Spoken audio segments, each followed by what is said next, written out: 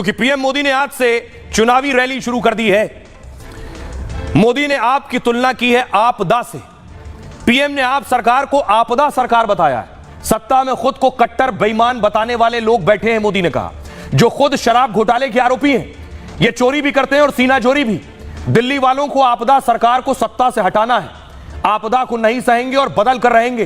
PM ने आपदा को हटाना है, भाजपा को लाना है का नारा दिया है। बीते 10 साल में दिल्ली एक बड़ी आपदा से घिरी है। अन्ना हजारे जी को सामने करके कुछ कट्टर बेईमान लोगों ने दिल्ली को आपदा में ढकेल दिया है। और शराब ठेकों में घोटाला, बच्चों के स्कूल में घोटाला, गरीबों के इलाज में घोटाला, प्रदूषण से लड़ने के नाम पर घोटाला, आयुष्मान योजना को आपदा वाले लागू नहीं कर पाए। आपदा वाले बयान पर केजरीवाल ने अपने अंदाज में जवाब दिया। आपदा दिल्ली में नहीं भाजपा में आई है, उन्होंने कहा। बीजेपी के पास ना तो मुख्यमंत्री का चेहरा है और ना ही एजेंडा है। हमने दिल्ली में इतने काम किए हैं कि घंटों तक गिना सकते हैं। अपने 43 मिनट के भाषण में वो कोई काम नहीं गिना पाए। दिल्ली के अंदर कानून व्यवस्था की आपदा है। गैंगस्टर गोलियां चला रहे हैं, व्यापारी रो रहे हैं। मोदी और शाह के कानों में आवाज नहीं पहुंच रही है। जो काम कर रहे हैं उसे आपदा नहीं आशीर्वाद कहते हैं। एलजी पुलिस और 7 सांसद आपके हैं। 10 साल में दिल्ली के लिए काम किए होते तो आज गाली नहीं देते। सुनिए जरा प्रधानमंत्री का अटैक और केजरीवाल का जवाब। बड़े बड़े कॉलेज कैंपस ये सब केंद्र सरकार ही बना रही है, लेकिन यहां की आपदा सरकार के पास जिस भी काम का दायित्व है उस पर भी यहां ब्रेक लगी हुई है। दिल्ली को जिस आपदा ने घेर रखा है उसके पास कोई विजन नहीं है।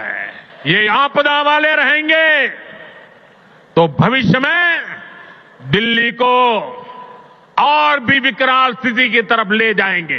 दिल्ली का हर बच्चा कह रहा है, दिल्ली की हर गली से आवाज आ रही है, आपदा को नहीं सहेंगे, बदल के रहेंगे। आपदा को नहीं सहेंगे, आपदा को नहीं सहेंगे,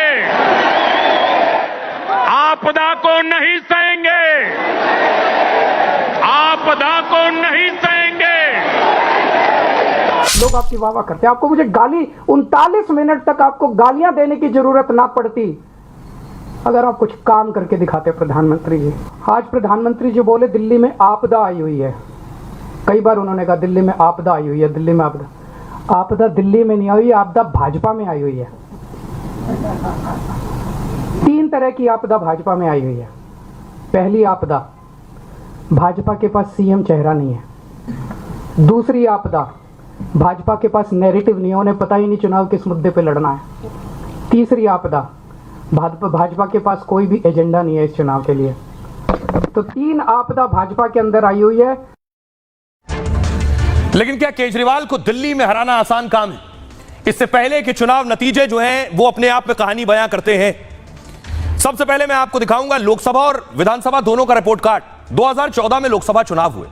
बीजेपी ने दिल्ली की 7 की 7 सीटें जीती। केजरीवाल को 0 और कांग्रेस को भी 0 मिला।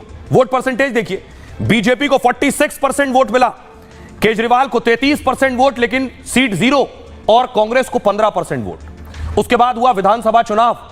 विधानसभा चुनाव में जहां बीजेपी को लोकसभा में 7 सीटें मिली थी, विधानसभा में 3 सीटें मिली। केजरीवाल को 67 सीटें मिली, 0 से 67, और कांग्रेस को पहले भी 0 था, 15 में भी 0। लेकिन वोट परसेंटेज देखिए, बीजेपी का वोट परसेंटेज लगभग 14% कम हो गया, 32% पर आ गया, और केजरीवाल का वोट परसेंटेज लगभग 20% बढ़ गया विधानसभा चुनाव में, और कांग्रेस को 9% वोट मिला। उसके बाद फिर चुनाव हुए 5 साल बाद लोकसभा के। फिर बीजेपी को 7 में से 7 सीटें मिली। केजरीवाल के खाते में फिर 0 आया, और कांग्रेस के खाते में हमेशा की तरह विधानसभा लोकसभा के बाद फिर विधानसभा में 0। लेकिन वोट परसेंटेज लोकसभा में बीजेपी का 57 हो गया, पिछले लोकसभा से भी ज्यादा। केजरीवाल का वोट परसेंटेज 18% और कांग्रेस को 22% वोट मिला लोकसभा में। फिर 2020 में विधानसभा चुनाव हुए, बीजेपी को 8 सीटें मिली, और आम आदमी पार्टी को 5 साल पहले 67 मिली थी, 5 साल बाद 62 मिली। कांग्रेस फिर 0 पर थी। 2020 के वोट परसेंटेज देखिए, बीजेपी को 38% वोट मिले, जबकि लोकसभा में 50% से ज्यादा वोट थे, और आम आदमी पार्टी को 53% वोट मिले विधानसभा में, कांग्रेस को 4.26%। फिर 5 साल बाद लोकसभा चुनाव हुए, और 7 की 7 सीटें फिर बीजेपी के पास। आम आदमी पार्टी 0 और कांग्रेस 0। वोट परसेंट देखिए, बीजेपी का 54, आम आदमी पार्टी का 24 और कांग्रेस का 18% वोट। और अब अगले महीने यानी फरवरी में विधानसभा चुनाव है। प्रधानमंत्री नरेंद्र मोदी का टारगेट इस बार केजरीवाल और आम आदमी पार्टी सरकार का करप्शन है। बड़े बड़े मंत्री, नेता, खुद मुख्यमंत्री जेल जा चुके हैं, इसलिए भ्रष्टाचार एक बड़ा मुद्दा होने वाला है। और पीएम मोदी ने केजरीवाल को भ्रष्टाचार पर भी घेरा। सुनिए। अन्ना हजारे जी को सामने करके कुछ कट्टर बेईमान लोगों ने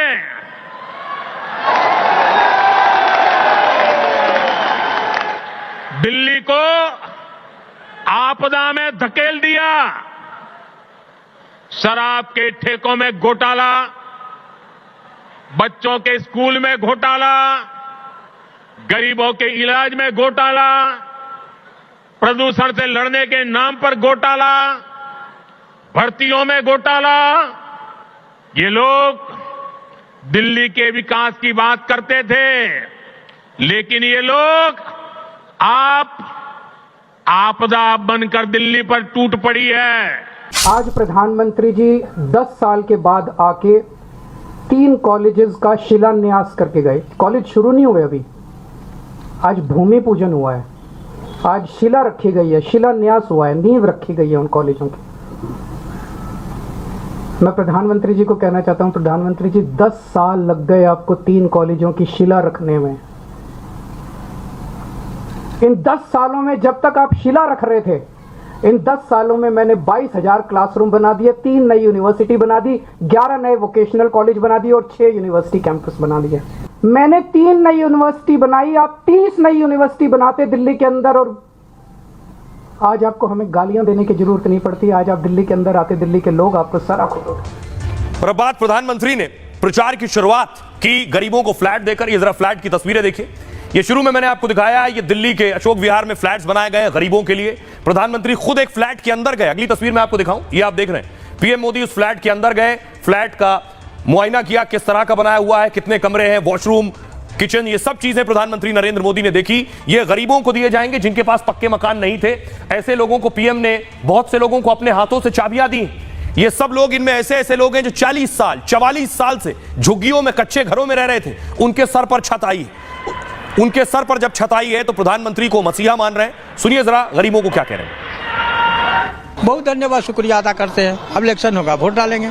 उन्हीं को देंगे आप? बीजेपी को वोट देंगे? बिल्कुल, मोदी सरकार को देंगे, बीबी देंगे। बोले के साथ चला रामनी बहुत बढ़िया, आप हमारे लिए भगवान हैं। हाँ जी, हाँ हे रहे, बहुत खुश हैं जी। अभी तरह से क्या उन्होंने साकार कर दिया हमारे बच्चों को, पढ़ाई और सब, हमारी सोसाइटी बदल जाएगी। पहले हम अभी जो गोल्डन पार्क रामपुरा में रहते हैं, झुग्गी बस्ती में, और रामपुरा में करीबन 40 साल हो गए झुग्गी बस्ती में रहते हुए। अब मोदी जी ने मकान दिया है जेलर वाले बाग में, जो वहाँ हमें शिफ्ट करेंगे। हमें बहुत अच्छा लग रहा है। मोदी का बहुत बहुत आभार व्यक्त करते हैं और बहुत धन्यवाद देते हैं। हमारे को जो नरक में से स्वर्ग में उठा दिया है मोदी जी ने, और हमारे आगे बच्चन को भविष्य आगे खिलाने बन गया। हमारी तो हो गया है, तो बच्चन का स्वर्ग बना दिया है। बहुत बहुत धन्यवाद है मोदी जी के। हम सब तो सपना भी नहीं सोचे थे जो कभी मिलेगा, लेकिन आज सपना साकार हो गया। बहुत बहुत धन्यवाद है। जो हम सपना देखते थे ना, वो सपना मोदी जी ने अपना कर दिया। मेरे को चाबी दे दी, बड़ा मकान दे दिया। हम बड़ी खुशी के साथ बिताते हैं, हम उनको दुआएं देते हैं, धन्यवाद करते हैं। हम उनको देंगे, बिल्कुल देंगे। जिन्होंने हमारी जिंदगी बना दी, हमारे बच्चों का भविष्य बना दिया, तो हम बिल्कुल आएंगे। क्यों नहीं अच्छा लगेगा? झुग्गी से मकान में चले गए, अच्छा नहीं लगेगा? तो आइए आपको बताता हूं किन लोगों को घर मिला है। जिन्हें घर मिला उन्हें आपने सुना, वो क्या कह रहे हैं, देखिए जरा। प्रधानमंत्री नरेंद्र मोदी ने जो घर दिया है, ये है वो फ्लैट जिसमें खुद पीएम मोदी गए हैं, और ये है वो इमारत। दिल्ली को प्रधानमंत्री मोदी ने 4,500 करोड़ की योजना की सौगात दी। झुग्गी वासियों को नए साल पर मोदी ने बड़ा तोहफा दिया है। 1,645 लोगों को, यानी 1,645 लोगों को फ्लैट दिए गए। डीडीए की ओर से वजीरपुर में ये फ्लैट बनाए गए। अशोक विहार के झुग्गी वासियों को ये घर दिए गए। ये फ्लैट जहां झुग्गी वही मकान के तहत बनाए गए हैं। झुग्गी वासियों को सुरक्षित और पक्के मकान उपलब्ध कराना मकसद है, और आम आदमी पार्टी की मुफ्त बिजली, पानी और स्वास्थ्य सुविधाओं को दरअसल काउंटर करना है। झुग्गी वासियों को पक्के मकान देकर बीजेपी बढ़त बनाना चाहती है, और झुग्गी वासियों का यह बड़ा वोट बैंक है।